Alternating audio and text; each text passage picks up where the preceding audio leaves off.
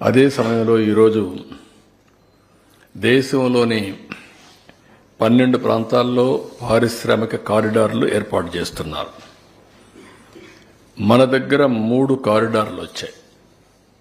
Visakhapatnam Chennai corridor, Bengaluru Chennai corridor, Bengaluru Hyderabad corridor, 3 corridors వచ్చాయి.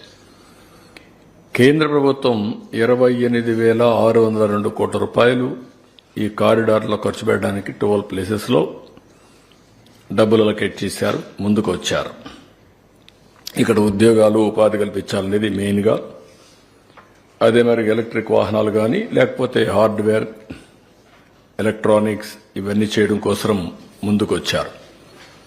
మళ్ళీ ఇక్కడ 2 కారిడార్లు 3 కారిడార్లు మనకు వస్తున్నాయి.